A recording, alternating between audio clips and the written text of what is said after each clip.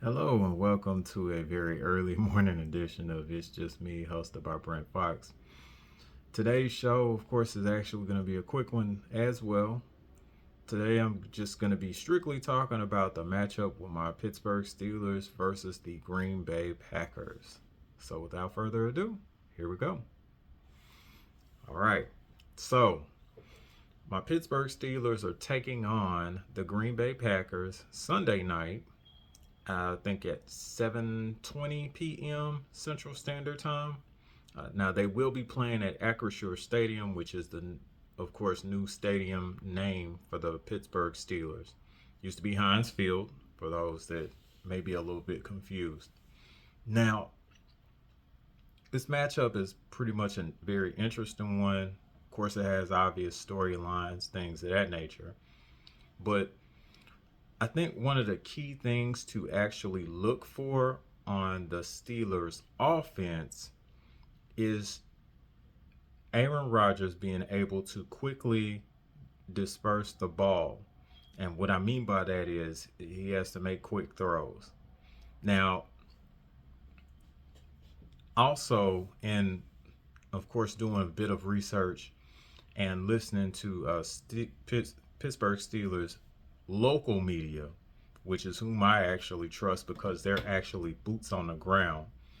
Um, they were mentioning that after just studying some tape on the Green Bay Packers, their intermediate passing game is probably what's going to be key. An intermediate passing game just kind of means 10 to 12 yards, basically, like 10 to 12-yard routes.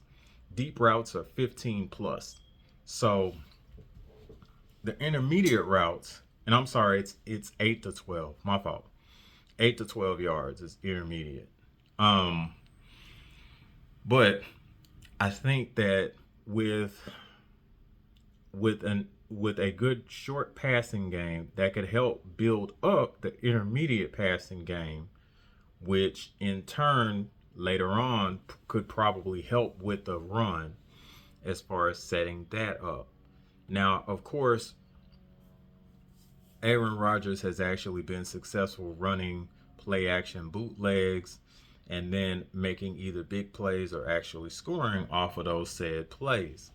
Now, I think it's very important that even though we may not be highly successful as far as running the football statistically, which means it's probably not going to look like the Cincinnati Bengals last Thursday. I think that a effective and consistent running game, which is probably going to be in this case because Green Bay has a good run defense, I think it'll probably wind up being close to 4 yards a carry. I'd probably say at least 3.7 to be respectable. And even though that's very low for rushing yards per carry, I think with a defense like that, 3.7 isn't too bad. But if we're able to average around that, at least the running game would be respectable. So, that being said, if we're able to at least get that, then the play action, of course, in turn would be effective. But again, I think that all builds off of how quickly Aaron Rodgers is able to get the ball out of his hands effectively. And another factor is Green Bay has also, I think, the lowest yards after catch. So yak yards, which is the yards that you're able to run after the catch. They've actually kept things pretty low on that. I don't know if they're actually number one, but they are definitely, I think, in the top three, if I'm not mistaken. So I think with someone like DK Metcalf, if you get him in open space, he's going to be a problem to get down on the ground. So I'm not really worried about that. Jonnu Smith is actually very good after the catch as well. Um, if we're able to feature Pat Fryermuth again, I think it would probably wind up being with the intermediate passing game to where he's maybe just running seams or possibly running in routes or possibly just corner routes or yeah, he could probably run maybe an out route, but that's kind of like in cornerback territory. So I'm not sure whether or not that's going to be real effective, but I know that the in route, the in breaking routes, and then maybe like a hook route, which is like a curl kind of outside, then that could be effective with Pat Fryermuth as well. So they may be able to refeature him again. Calvin Austin is actually coming back, and I think that that would be good for keeping the defense honest, because you want to have somebody that threatens to take the top off the defense. And what I mean by that is threaten to just really go deep. So if they're not respecting that, and of course Aaron Rodgers being who he is, he's very adept to how these safeties are actually positioning themselves. He can quickly detect or deduce what kind of coverage that safety may provide, and then be able to hit them over the head with that. But I don't think those opportunities are going to come too often, especially with the pass rush, because you have Rashawn Gary and, of course, Micah Parsons on the other side there. So we definitely have to be careful with that. But yeah, I'm just thinking here, if we're able to like systematically get that ball out quickly, we should do well. It's what I'm winding up circling back to. Now, on defense, here's my main concern.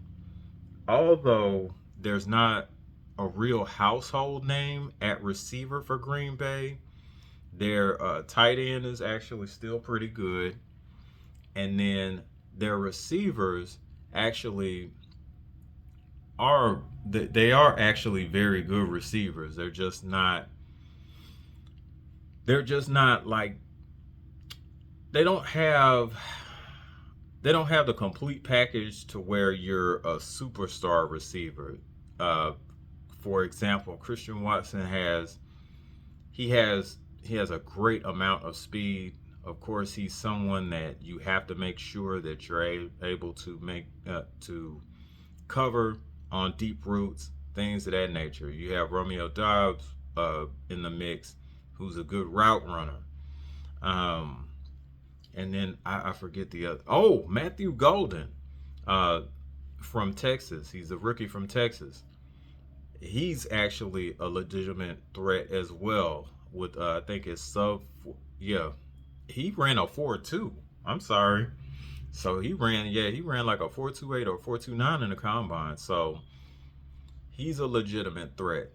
So those particular guys are actually solid. They're just not spectacular yet. Yet is the emphasis. And I think the only reason that Christian Watson isn't spectacular or a marquee receiver is because of his injury history. That is it, and that is all. If Watson actually stayed healthy, and that's the dreaded term, when healthy, if he had actually stayed healthy, I think that we would actually have some issues making sure that he was actually covered, or it be some type of red alert situation where he's bracketed all the time, things of that nature. But since he's just not consistently healthy, that's the only thing that actually is really holding him back, because he's a good receiver. He runs routes effectively. His speed is something to be marveled at. He has world-class track speed, if I'm not mistaken. And he does have he actually has solid hands. Not spectacular, but solid. So that's something to actually look out for. Green Bay does not turn over the ball. So we're going to have to make sure that we're able to make solid stops consistently. Now, with this defense, this was kind of more a bend but don't break type defense, with the exception of, I would say, the Cleveland and the Minnesota game. Excuse me. We were heavily reliant on turnovers. to make sure that we're able to win ball games. I think this ball game, since the opposition does not turn the ball over, we should not look to force turnovers, because if you look to force turnovers, you're going to surrender big plays. And basically what that means is if you're looking or trying to force turnovers, one of our cornerbacks like Jalen Ramsey or Jory Porter Jr. or someone, or even Darius Slay, may try to break in on a route, and it could be what is called a double move, which just means that the receiver may actually look like they're stopping and then they just shoot out and go. If that happens and the coverage unit is too aggressive on the first move and then the receiver gets past them, it's over. It's a touchdown. So we need to make sure that we're actually wary of that. We also need to make sure that we provide solid tackling. I think a lot of our woes from Cincinnati was because we were not able to secure the ball carrier. And what I mean by that, of course, is to make sure that he gets escorted properly to the ground. We did not do that with Jamar Chase on those slant routes. And then playing the off coverage, shout out to Sim Football Critic, who constantly points this out. If we're in situations to where we're mid-range, like second and 7 or 3rd and 7, and some of these routes like a slant route and run after catch have been working, and we know that, then we should be able to try to adjust to that. Now, to the point of local Pittsburgh media such as Chris Carter, who you can check out on the Pittsburgh Post-Gazette, the Steelers were actually making adjustments, but there were just several failures that night, and it made it look like they didn't adjust at all. But according to those particular sources, and they study film, that of course adjustments were actually made. They attempted to do man-to-man. That did not work. They attempted to do zone coverages such as cover 3. They did, of course, with the zero coverage, that's man-to-man. They even, I think at one point they even tried, if I'm not mistaken, even cover 4, and for whatever reason, that didn't work either. So there were several variations of coverages that they may have tried, and it just did not work out. So it is important to make sure that if you are playing man, that you, of course, the number one rule is don't get beat deep. And then the second rule, of course, and the more important one, is tackle the catch. If they happen to catch the ball on you, they need to go on the ground immediately. If that happens, you're more likely to win. If that does not happen, then of course you're probably going to see what you saw last Thursday. So I think tackling the catch is very important. Open field tackling, period, is very important. Speaking of such, we have a huge task in stopping Josh Jacobs, who's a formidable running back. And I believe personally that the offense is probably going to go through him this particular game. So if Josh Jacobs actually has a really good game, it's not going to be so good for the Steelers. Now, I think what's important as far as stopping the run is this. We have to make sure that whomever is responsible for whichever gap gets to their gap and does their job.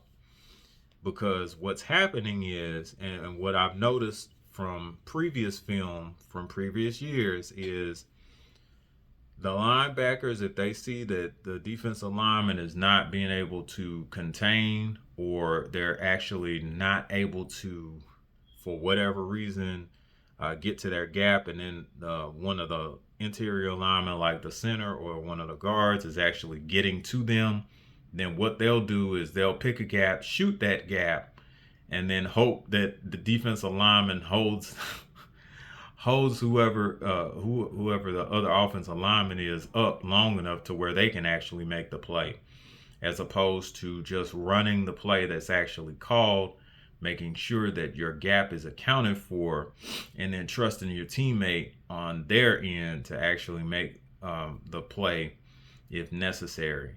So, and I do get it. There are guys that when it's bad, it's bad, and you feel like you have to make the play. It's your responsibility to make the play because they not.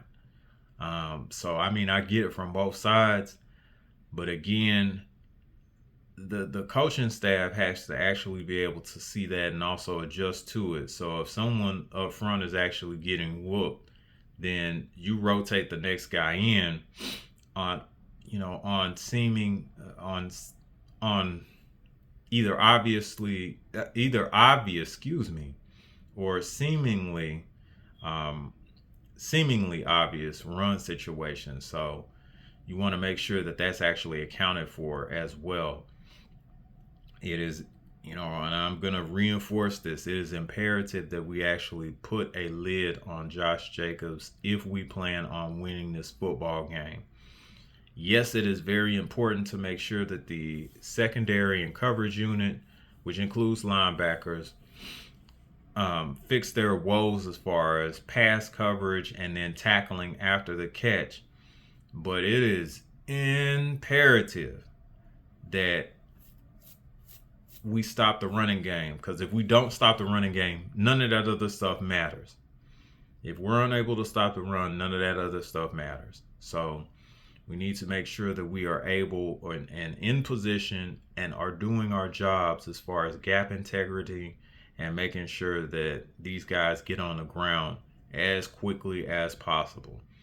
So again, key points on offense is to make sure that Aaron Rodgers gets the ball out of his hands fairly quickly, and then that can build on other things and could also help the run. That could also help or supplant the run.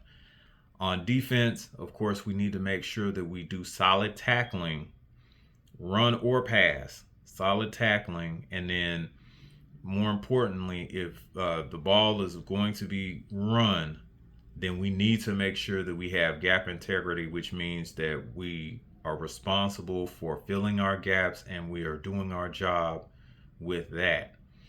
So that being said, if we're able to do those things and not be turnover reliant and try to get turnovers, then we should be fine.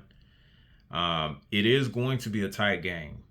These Green Bay Packer games are usually very tight. It's usually down to the wire. And this week, with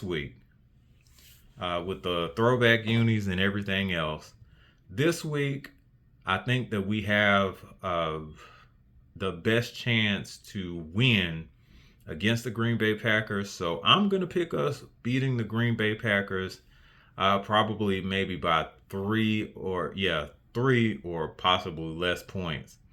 So, and I can't come up with an actual score, but what I'm thinking about is probably going to wind up being, I'd probably say 27-24, something of that nature, in that ballpark.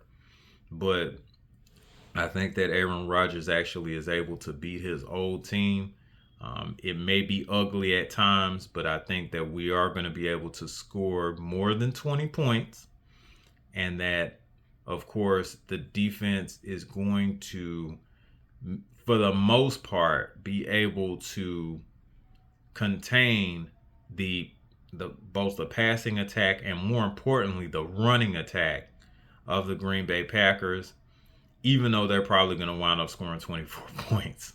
But again, I really do believe that we should be able to pull this one out. It's going to be a tough game, but I do have my Steelers winning this one. And again, it's just this score that's at the top of my mind.